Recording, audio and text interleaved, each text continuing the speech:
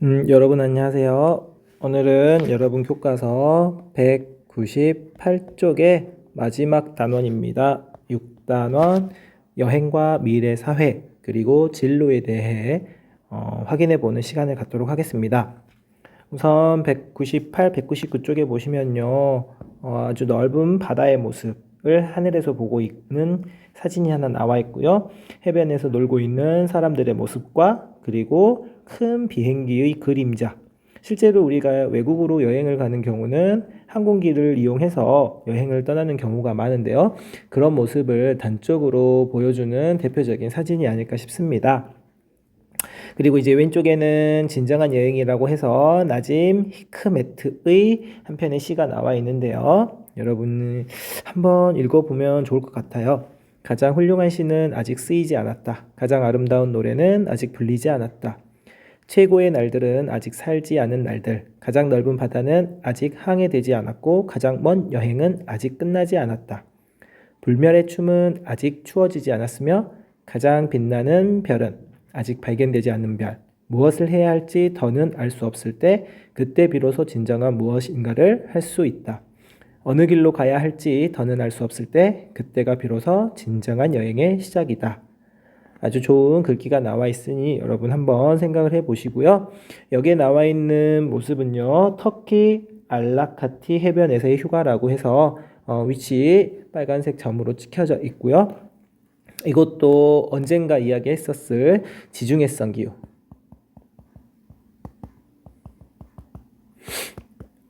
여름철이 고온,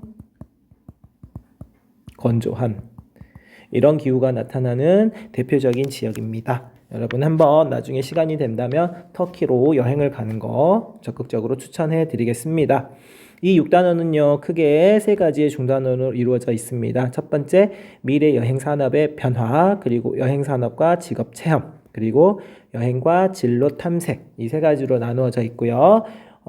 여러분 반은 지금 이 수업을 듣고 있는 C반 같은 경우에는 이 첫 번째 미래 여행 산업과 변화 그리고 여행 산업과 직업 체험을 1시간 동안 확인을 하도록 하겠습니다.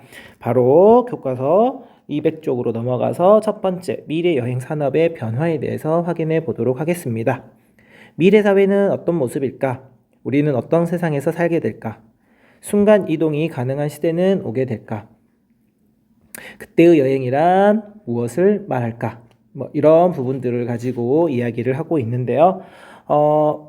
우주 비행사가 우주선을 타고 이렇게 우주 공간을 떠다니는 모습들 어떻게 생각하면 상상 속의 세계, 상상 속의 현실 이렇게도 설명할 수 있겠지만 실질적으로 이런 우주 관광 산업을 알론 머스크 알고 있는 친구들은 알 수도 있겠지만 테슬라를 창업한 이 사람이 이 우주 여행 프로젝트를 하고 있다고 합니다. 대략 1인당 금액은 3억에서 4억 정도였던 것 같은데 선생님 그것까지 정확하게 기억이 나진 않지만 어쨌든 이런 우주 여행도 앞으로 멀지 않은 미래에는 가능하지 않을까 싶습니다. 자, 그럼 본격적인 내용으로 201쪽 여행산업의 특성과 변화에 대해서 살펴보도록 하겠습니다. 여행산업은 여행과 관련된 산업을 말한다.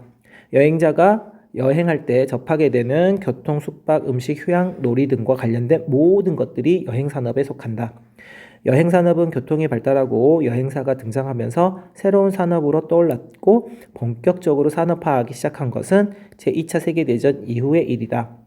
과학기술의 발달에 따른 사회문화적 발전도 여행산업을 빠르게 성장시켰다. 이와 더불어 소득이 증가하고 여가에 대한 관심이 커지면서 여행은 대중화되기 시작하였다. 그래서 첫 번째 여행산업의 특성이 나오는데요. 여행산업은 교통, 숙박, 소매업 등 여행과 관련된 다양한 산업이 복합적으로 얽혀 있다.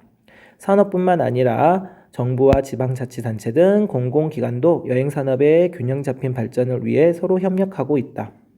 여행산업은 관광자원이 뛰어난 곳을 기반으로 성장하기 때문에 입지 의존도가 높은 편이다. 자연과 인문 경관이 빼어난 곳이 유명 관광지가 되는 이유이다. 반면 여행산업은 변동성이 크다. 성수기와 비수기가 뚜렷이 구분되고 계절에 따라 심지어 요일과 시간대에 따라 여행자가 몰리는 상황이 달라진다. 이러한 여행 산업은 기업의 이익뿐만 아니라 국민의 여가 생활을 풍요롭게 해 삶의 질을 높이는 공공성을 추구한다라고 되어 있는데요.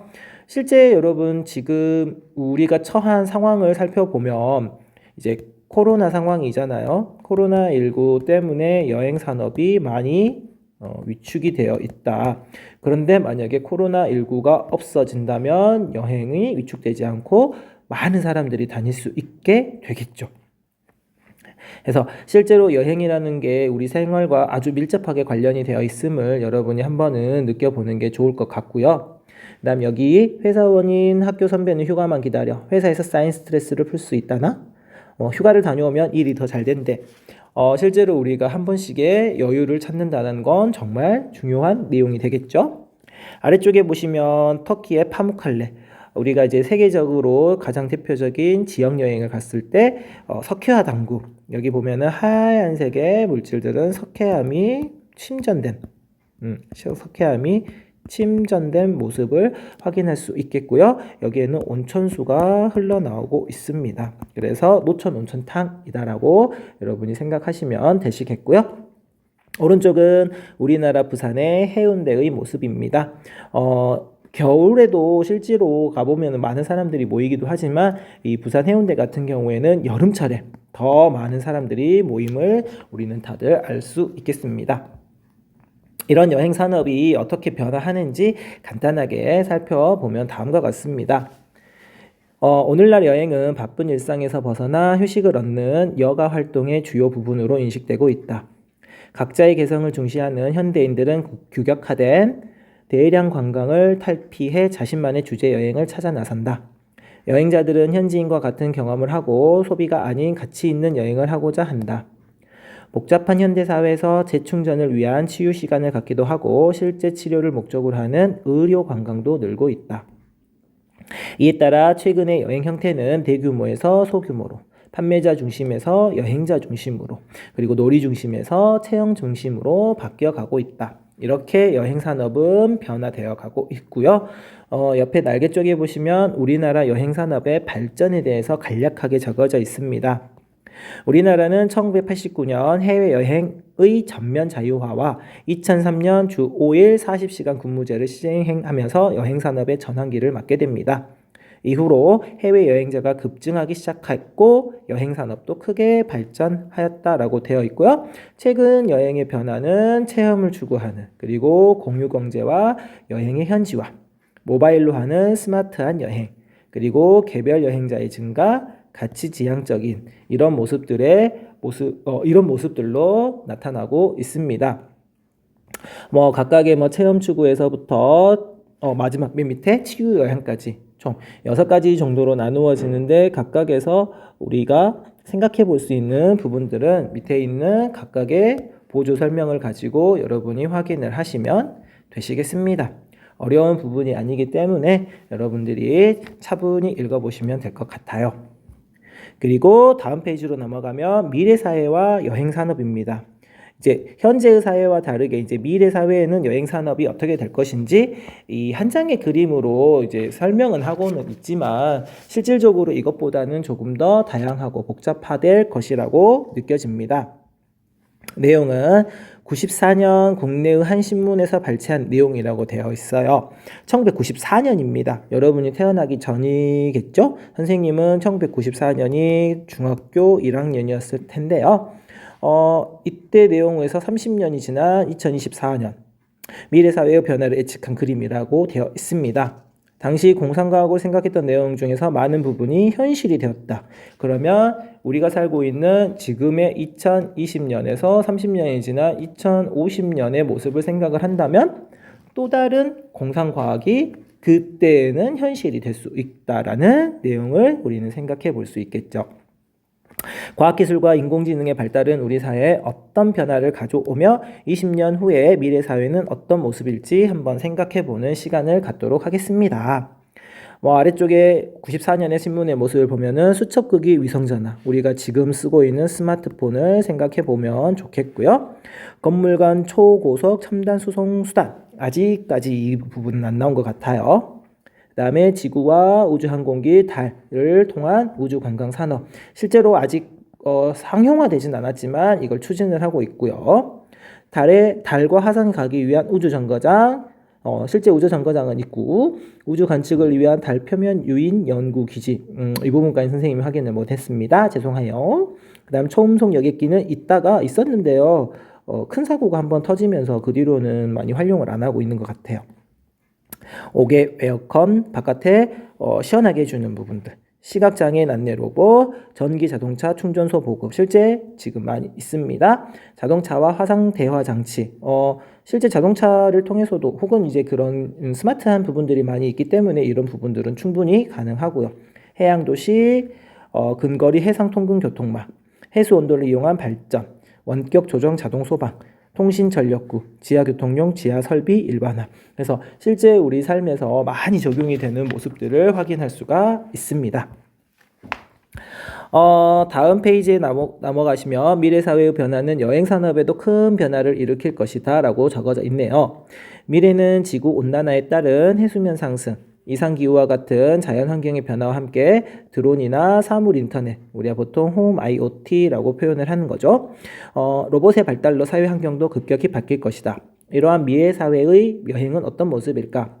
1인용 드론이나 바다를 건너는 기차 등 새로운 교통수단을 이용해 세계의 공간적 거리는 점점 줄어들고 여행 지역은 더욱 확대될 전망이다.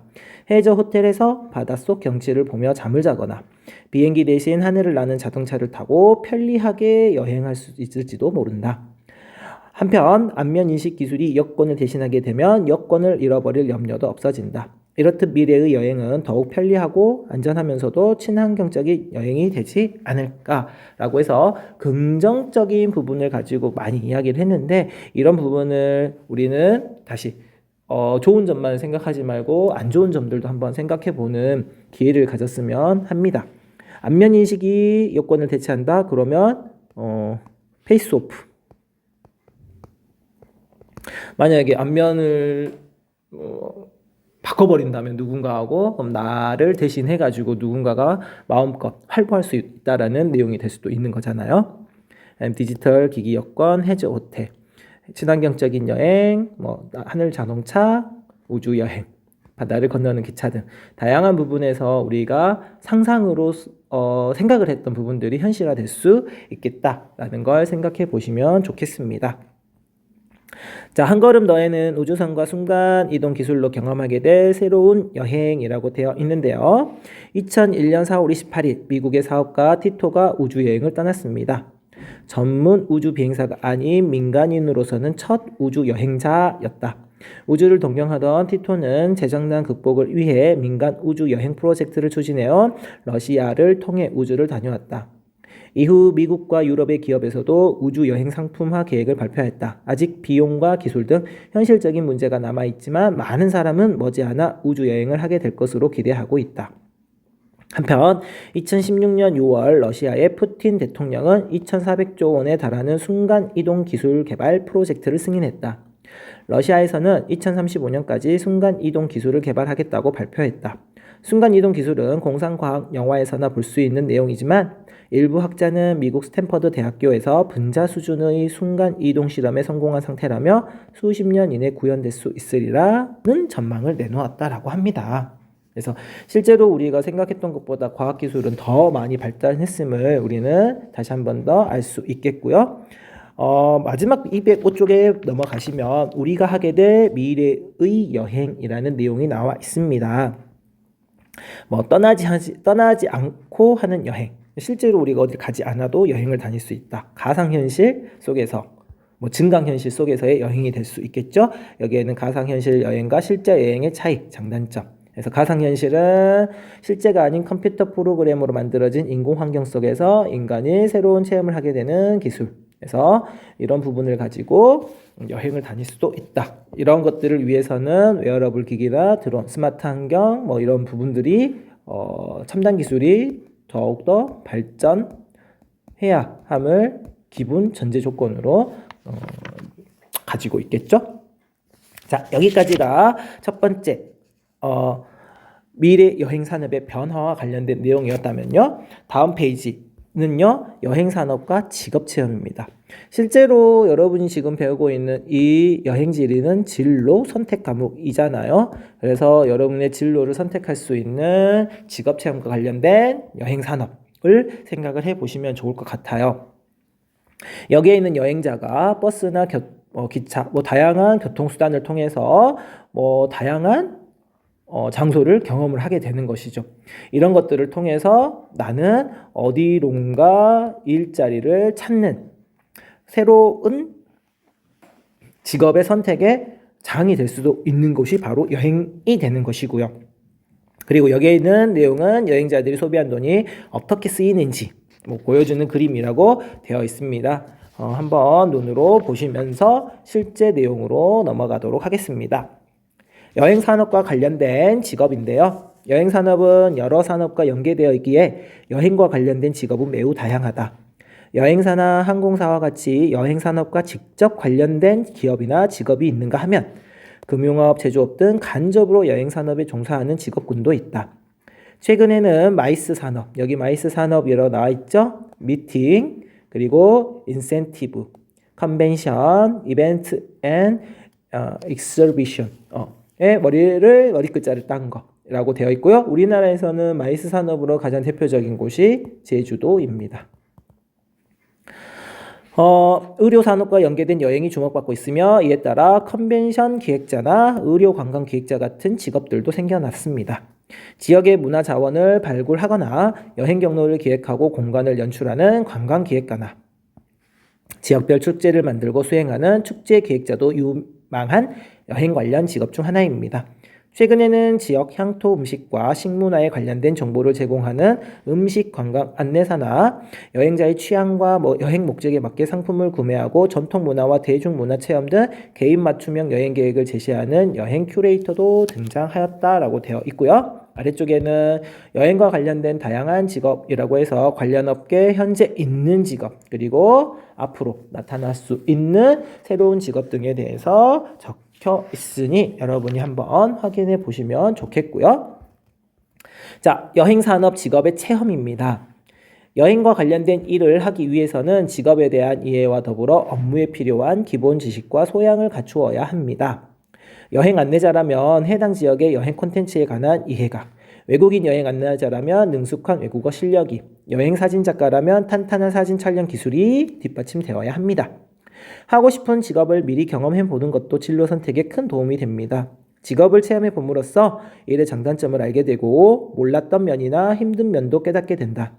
예를 들어 여행 안내자라면 자주 여행을 갈 수 있고 많은 사람을 만날 수 있지만 의사소통이 뛰어나야 하고 피곤한 일정 가운데에서도 여행자보다 더 부지런히 움직여야 합니다. 이 시간에는 여행과 관련된 직업을 간접적으로 체험해 보면서 앞으로의 진로를 생각해 보는 기회를 가졌으면 합니다. 실제로 여기 이제 비행기 승무원, 그리고 여행 작가, 기자, 가 갖추어야 할 혹은 가지고 있어야 될 그 다음에 사명감이라든지 이런 부분들에 대해 내용이 적혀 있기 때문에 여러분이 꼭 한번 읽어보시면 좋겠고요. 그 다음 우리가 어딘가를 다녀온 다음에는 나만의 여행기 어떻게 생각하면 기획문이 될 수도 있겠죠. 그 다음에 간단하게 생각한다면 일기가 될 수도 있겠습니다. 그래서 나만의 여행기 쓰기 이런 식으로 써야 된다라는 거 꼭 읽어보시길 부탁드리겠습니다. 그리고 마지막으로 활동에는요, 여행 관련 직업 체험하기라고 되어 있습니다. 보고서를 작성할 필요까지는 없겠고요. 인터뷰의 과정은 다음의 순서대로 관심 있는 거 이렇게 쭉쭉쭉 보고서까지 작성하는 이 일련의 과정을 여러분이 기억을 하시면 좋겠고요. 보고서에 들어가야 하는 내용에는 직업명, 장소, 날짜, 직업 소개, 구체적인 직업 체험, 그 다음에 새롭게 배우고 깨달은 점이나 느낀 점, 관련 자료 이런 것들이 들어가면 됩니다. 실제로 우리가 체험을 하거나 그러기에는 어렵기 때문에 여러분이 이런 내용들이 있구나 라고 생각을 하시면 되겠고요. 우리 C반 같은 경우에는 원격 수업에서는 여기까지 내용을 다루겠고 학교 등교를 하게 되면 여기 교과서 210쪽 여행과 진로 탐색에 대해서 학교에서 수업을 통해서 마지막 6단원까지 정리를 하는 시간을 갖도록 하겠습니다. 여러분 원격 수업 또 마지막까지 들어주시느라 대단히 감사합니다. 오늘 하루도 수고 많으셨습니다.